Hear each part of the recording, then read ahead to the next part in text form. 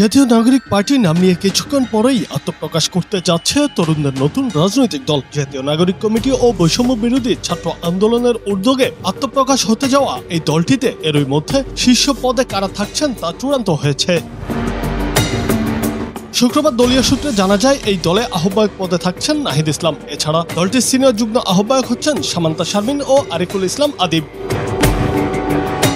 1 নং যুগ্ম আহ্বায়কের পদ দেওয়া হচ্ছে নুসরাত তাবাসসুমকে ও সদস্য সচিবের পদ দেওয়া হচ্ছে আক্তার হোসেনকে। সিনিয়র যুগ্ম সদস্য সচিবের পদ পাচ্ছেন তাসনিম জারা ও নাহিদা সারওয়ান নিবা এবং 1 নং যুগ্ম সদস্য সচিব আরিফ সোহেল। পাশাপাশি হাসনাত আব্দুল্লাহকে দক্ষিণাঞ্চলের মুখ্য সংগঠক ও শারজিস আলমকে উত্তরাঞ্চলের মুখ্য সংগঠক, নাসিরউদ্দিন পাটোয়ারিকে মুখ্য সমন্বয়ক এবং আব্দুল হান্নান মাসুদকে যুগ্ম মুখ্য সমন্বয়ক হিসেবে চূড়ান্ত করা হয়েছে।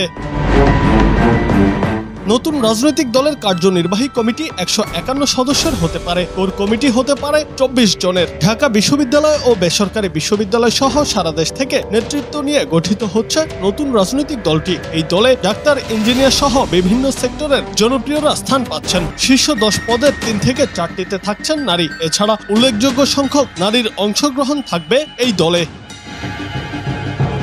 জাতীয় নাগরিক কমিটির ফেসবুক পোস্টে গতকাল বলা হয়, জুলাইয়ের সাহসী নারীদের আমরা হারাতে দেব না। নতুন রাজনৈতিক দল সহ অন্য রাজনৈতিক প্ল্যাটফর্মে তাদের সামনের কাতারে দেখা যাবে।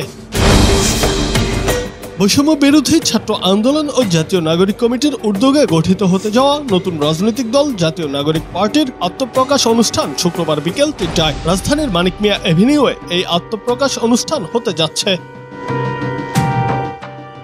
জুনায়েদ আহমেদ, বাংলা টিভি।